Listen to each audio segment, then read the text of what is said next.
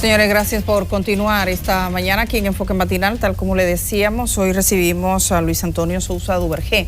Él es abogado, catedrático universitario y, bueno, ha estudiado en profundidad la resolución 03-2017 dictada por el Pleno de la Junta Central Electoral y que otorga apellidos a bebés abandonados, niños y niñas abandonados. Ya él nos explicará el contexto. Muy buenos días y gracias por aceptar esta invitación. No, muchísimas gracias a ustedes por invitarme. Para mí es un honor y un gran placer. Generalmente lo que hemos visto, por ejemplo, en esta resolución son más reacciones a la resolución que la noticia propia de la resolución. Que aquí se reacciona mucho. ¿Qué dice de lo que se dijo o de lo que se hizo? Le invitamos precisamente por eso, porque queremos conocer de qué va la resolución, cuál es el contenido, cuál es la disposición que establece esta decisión de la Junta Central Electoral. Sí, claro. La resolución lo que viene es a establecer una especie de mecanismo interno de la Junta Central Electoral. Es decir, es una resolución que va dirigida hacia distintos organismos dentro de la misma Junta Central Electoral para llevar a cabo un procedimiento de asignación aleatorio de apellidos a niños, niñas, adolescentes e incluso personas mayores de edad que se encuentran en estado de abandono y por lo tanto no tienen un apellido. Ese es el objeto principal de esta resolución. ¿Qué ha pasado? Esta resolución hay que analizarla desde dos perspectivas. Una en cuanto a su contenido, que es muy importante, ¿cierto? Pero también en cuanto a la forma en que fue emitida esta resolución. En cuanto a su contenido, resulta que la resolución lo que pretende es, de hecho, es un verdadero y fehaciente ejercicio de lo que se conoce como el control de convencionalidad. La doctrina del control de convencionalidad se desarrolla de manera pretoriana por los jueces de la Corte Interamericana y no es más que el ejercicio de comparación normativo entre las normas internas de un Estado signatario de la Convención Americana y las disposiciones de esa Convención Americana y la jurisprudencia de la Corte Interamericana. ¿Qué sucede? La resolución se fundamenta no solamente en el orden interno dominicano, donde la Constitución establece el derecho al nombre, a la personalidad jurídica, donde el Código del Menor, la Ley 13603, también establece este derecho, aparte del interés superior del niño, sino que también se enfoca y hace mucho énfasis en varios instrumentos internacionales, que en República Dominicana es un elemento muy especial, porque la Constitución de la República establece que los tratados internacionales sobre derechos humanos que han sido firmados por la República Dominicana pues tienen rango constitucional. Esa resolución pues toma en consideración la Convención del Niño, toma en consideración la Convención Americana, toma en consideración una serie de declaraciones de derechos humanos emitidas por la ONU. Es decir, es un claro y fehaciente ejercicio del control de convencionalidad que es muy llamativo para nosotros los que nos interesa el derecho internacional público, principalmente luego de que nuestro Tribunal Constitucional emitió la sentencia número 25614, que ha creado un poco de confusión. La gente no sabe, ¿nos aplican o no nos aplican? Eso le iba a decir, pero el Tribunal Constitucional Dominicano ha desconocido las decisiones de la Convención Interamericana. Claro. Y entonces, al respecto, ¿cómo queda esto? Esa es una. Y la otra es, doctor, usted ha mencionado varios textos, la Constitución de la República, la Ley de Niño y Niña Adolescente, incluso la Ley de Registro Civil y todo esto. Sí, correcto. ¿Cómo es posible que una decisión de tanta envergadura se emita en una especie de lotería? ¿Por qué razón tiene que someterse a una lotería cuando se trata de seres humanos que están en una condición vulnerable como la señalada? Esa es la primera. ¿Por qué razón? Eso ha creado mucha duda y la gente tiene razón a dudar qué es lo que se está moviendo con esto. Sí, es correcto. El hecho de que sea una lotería, a mi juicio, lo que otorga es mayor transparencia, o sea, mientras menos arbitraria es la actuación de la administración, pues con mucho más razón será legitimizada, ¿verdad?, dicha actuación. Entonces, a mi entender, y parece que a juicio también de la misma Junta Central Electoral, pues el método aleatorio de un sorteo para la entrega de estos, o para la asignación de estos apellidos, pues pareciera ser la manera más transparente de realizarlo. ¿Usted lo considera que es la forma más transparente? Y ahí mismo le quiero preguntar, ¿usted no entiende que esto sería un sinfín en razón de que la mayoría de esos niños son de origen haitiano? ¿Y quién determinó, perdón? La misma Junta ha dicho, ¿no? ¿Quién determinó los apellidos? Que la mayoría son de la origen misma haitiano. Junta que lo ha dicho. No, eso, bueno, no lo ha dicho. Eso no, bueno, realmente no se ha dicho. Bueno, yo vi a un representante de la Junta diciendo que ellos inferían eran haitianos. Esa es una. Y eso es interesante porque si los padres son desconocidos y son abandonados, ¿cómo se saben que son haitianos? Esa es la otra. Esa es una. Y la otra es, entonces eso va a ser algo que no va a tener término nunca, porque no hay control, en el sentido de van a seguir naciendo niños en esa condición, entonces siempre se va a producir la misma lotería. Bueno, lo que pasa es que el Estado y la administración pública se supone que es un engranaje. Esa es una institución que se encarga de una cuestión muy específica. En este caso, por ejemplo, garantizar el derecho fundamental al nombre y a la personalidad jurídica de la persona. Hay otras instituciones que se tienen que encargar de velar porque la inmigración ilegal pues no sea una cuestión tan al día, ¿no? O sea, que de disminuir esa situación de inmigración ilegal. Entonces se supone que debe de haber una coordinación interinstitucional para que se logre el objetivo final, y es hacer desaparecer esos casos de niños abandonados donde no tienen nombre, no tienen apellido y no pueden realizar sus actividades dice diarias. Conani que la Junta no tiene facultad. ¿Por qué el órgano que brega con los niños que están en desamparo ataca una decisión de la Junta?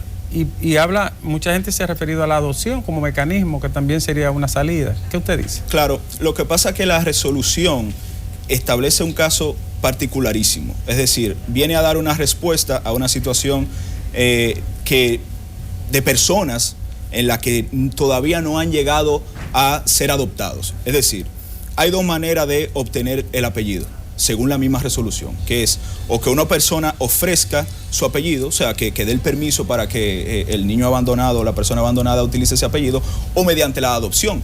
Pero en el interín no se tiene el apellido.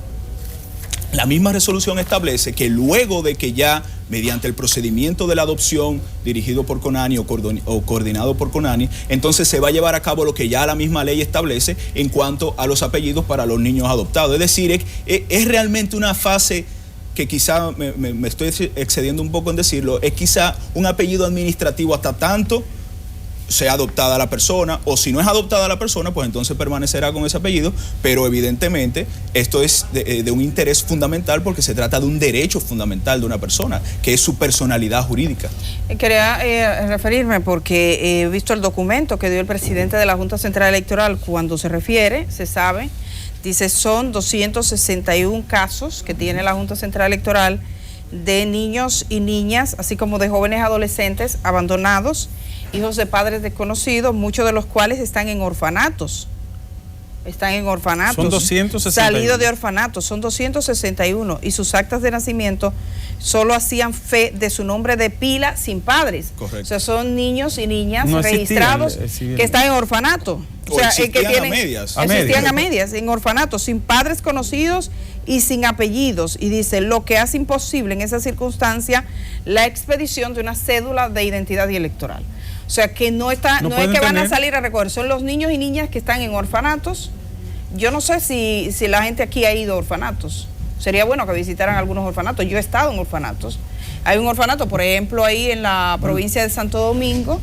En Navidad yo visité uno. Y tú, exacto, y tú te encuentras niños ahí dominicanos. Sí, claro. Puedes encontrar niños, pero la gran mayoría de niños que no saben, nunca supieron quiénes son sus padres. Bajo ese criterio, o sea, se trata de 261 casos. El modo en el que se le van a dar los apellidos parece ser que ha sido la disputa. ¿Qué tipo de apellidos? ¿Cuáles son los apellidos que se le van a poner? Hay quienes están sugiriendo incluso que se le ponga el nombre del orfanato o el nombre del hospital. Pareciera... Lo que funcione, pues entonces bienvenido sea. Si eso funciona, la asignación de un apellido ya sea de... Pero en otros países, ¿cómo se hace? Por ejemplo, niños y niñas abandonados. Niños y niñas abandonados que están en orfanatos, que son de padres desconocidos, ¿cuál es el procedimiento? Bueno, en términos generales, este es un caso muy, muy especial, de hecho. No conozco un caso internacional sobre un procedimiento de asignación de apellidos como lo establece esta resolución de la Junta. En la mayoría de los países lo que se hace es la adopción y se hace pública y se... Claro, y en la mayoría de los países pues se tiene un control más férreo claro, de los nacimientos, cuando llega una persona, una madre que va a dar a luz, exactamente. Los hospitales tienen un mecanismo. Que aquí también la Junta que aquí no lo ha tratado de solventar esa situación, ha tenido, que la misma resolución lo dice, cuáles son las medidas que han tratado de tomar hasta ahora para disminuir la situación de abandono. Sin embargo, pues bueno, hay una realidad y esa realidad hay que atenderla. ¿Cómo se va a atender? Bueno, la resolución trata de dar una respuesta que en cuanto al fondo parece correcta, por lo menos a mi criterio. Pero se trata de 261 casos. Es que no puede haber ni solo uno. Es que no puede haber, exacto. Eso no puede, es no, esos niños, que son niñas y niños, y yo recuerdo, yo he visto mucha gente que habla de esos niños como si fueran cosas, tomando en cuenta la gran lucha de este país, por ejemplo, de que no se puede abortar. Gente que no está de acuerdo con el aborto, pero después que esos niños y niñas nacen, si quedan abandonados, ¿cuál es la respuesta que el Estado tiene para esos niños y niñas? Y hay otro elemento, perdóname, Di, y es que en la República Dominicana, hace unos 5 años, yo tuve acceso a un informe donde había más de 400.000 personas que no tienen documentos, dominicanos, que por años y por años se van transfiriendo esa situación de vacío jurídico. Pero esa parece ser otra situación, porque estamos hablando de niños y niñas de padres desconocidos. Quiero decir que no tienen documentos, que tampoco están en un estado, una especie de limbo jurídico. Sí, claro. Lo de estos niños sería peor porque es que hay una ausencia de los... Sí, porque ni siquiera, no es que no tiene documentos, sino que no tiene padres. No tiene padres, por lo tanto es imposible acceder a un documento que le garantice de manera eficiente el acceso a educación, el acceso a la salud, la seguridad etcétera. Social. Por supuesto. La resolución identifica los casos. Usted que tuvo acceso a la resolución, los identifica, los documenta. Los casos concretos no. Lo que dice la resolución es que este procedimiento va a iniciar a partir de la declaratoria de abandono establecida mediante una sentencia de tribunal competente. Okay. Cuando eso suceda, entonces la dirección jurídica de la Junta Central Electoral pues elaborará un informe. Ese informe, si es favorable, entonces va a ser sometido para que entre al procedimiento de asignación aleatoria de apellidos. Tomando en cuenta que se ha cuestionado que es una decisión administrativa, de carácter administrativo, ¿tiene la Junta en las referencias que sustentan las referencias legales, usted considera que tiene la Junta facultad para eso? Sí, considero que sí, porque cuando nos dirigimos a la Constitución, específicamente en su artículo 212, la Constitución es clara de que la Junta Central Electoral es el organismo encargado del registro civil y de todos los asuntos relacionados con la cédula de identidad.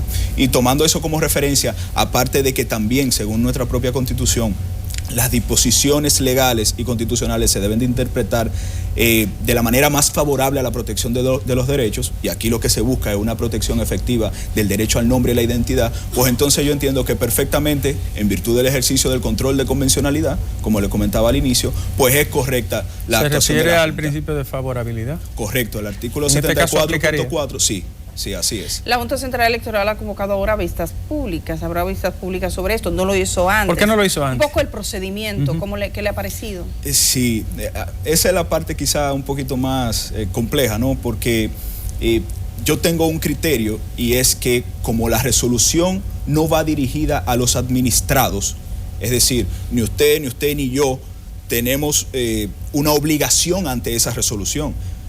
Las obligaciones que contempla esa resolución va dirigida a lo interno de la propia Junta Central Electoral. Yeah. Y eso es un elemento muy importante cuando hablamos de procedimiento administrativo, de vistas públicas, que es precisamente el argumento central de la crítica en cuanto a la forma de la emisión de esta resolución.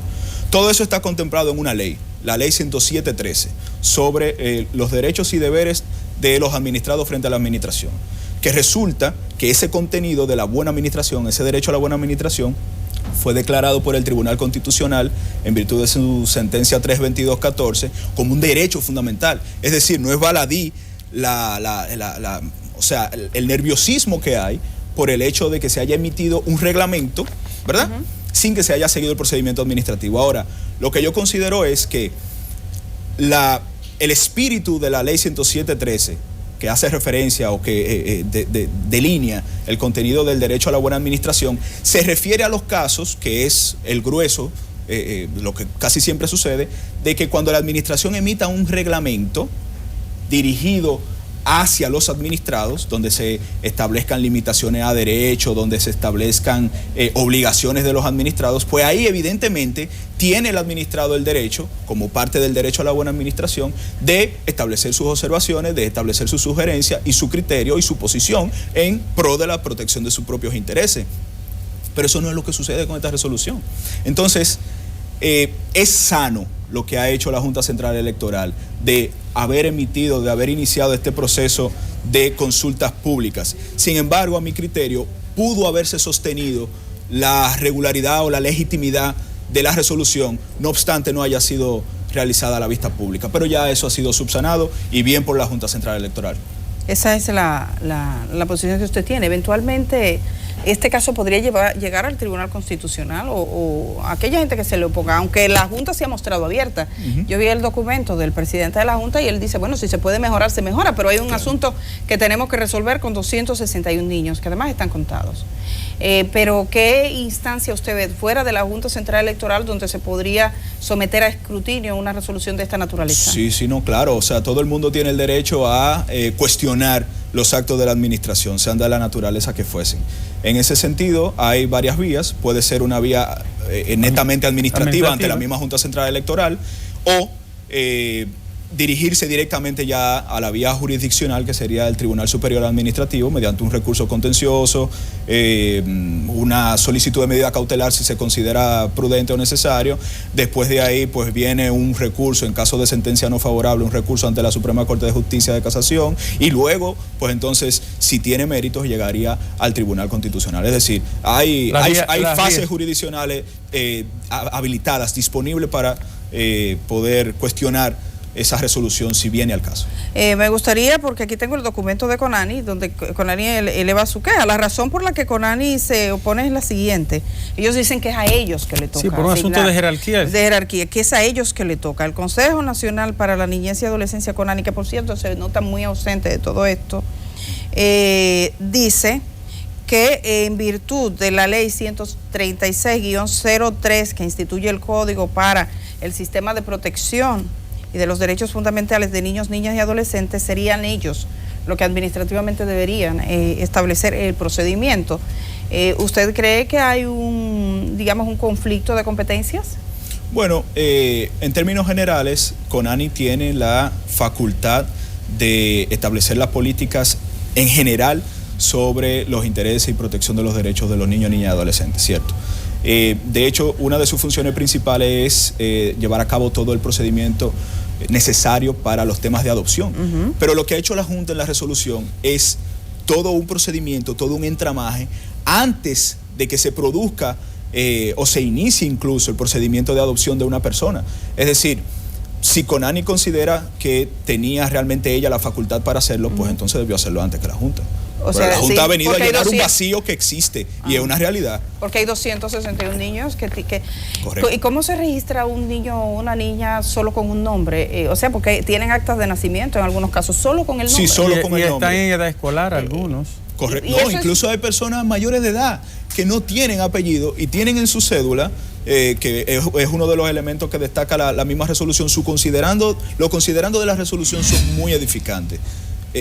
Leyendo solamente los considerando, uno entiende la razón y el fundamento que tiene y la importancia de esta resolución. Hay personas mayores de edad que tienen en su cédula solamente su nombre de pila o sus dos nombres de pila si tiene. Pedro. Y no tiene apellido. Pedro Juan. José. Bueno, pero no tiene apellido. Entonces, dígame usted, ¿qué tipo de persona puede realizar una vida normal, cotidiana, sin apellidos? Eso no tiene ningún sentido. Pero yo lo que me pregunto, ¿cómo es posible? O sea, ¿puede, por ejemplo, un oficial del Estado Civil declarar, asentar en un libro a una persona solo con el nombre de Pedro, o no es un requisito al momento de declarar que esa persona lleve un nombre y un apellido? Lo que pasa es que se ha estado haciendo, pero mi pregunta es, ¿conforme a la ley es correcto eso? Bueno, la ley supone que cuando nace un niño, la madre o el padre lo va a declarar, pero en base a esa suposición y tomando en cuenta la realidad de los hechos, es que hay niños que simplemente los dejan abandonados en X o Y lugar, usualmente un hospital o lo que sea, y pues bueno, no se establecen las circunstancias que concibe la ley. Entonces, a esa realidad hay que darle una respuesta. Para la declaración del estado de abandono, ¿cuál es el procedimiento? O sea, hay que ir a un tribunal, ¿quién litiga allí? ¿Quién va representando? Se supone que si es un niño, es un menor, no tiene una capacidad de representarse a sí mismo. ¿Cómo se hace eso? Eso se supone que debe ser el CONANI que debe llevar a cabo ese tipo de actividades. Como el CONANI es quien tiene la facultad legal para la protección efectiva de los derechos de los niños, niñas y adolescentes, pues eso es un procedimiento que usualmente lleva CONANI a cabo ante los tribunales de la República. Bueno, vamos a esperar mucho debatir. Usted cuando lee todo el debate que se ha formado, ¿percibe que se percata de que hay mucha gente que no ha leído la resolución?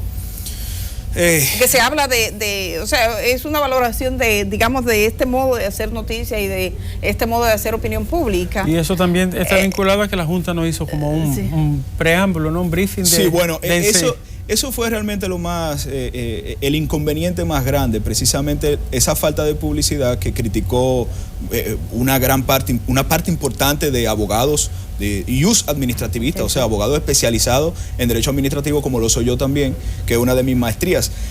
Eso es precisamente uno de los elementos que más se criticaron por la falta de conocimiento, y lo que uno no conoce, pues inmediatamente uno lo rechaza. Entonces, es saludable lo que ha hecho ahora la Junta de iniciar estas vistas públicas para que se conozca ese contenido y se entienda por qué es necesario. ¿Cómo tuvo usted acceso a la resolución? Tuve acceso a la resolución buscándola yo mismo luego de las discusiones.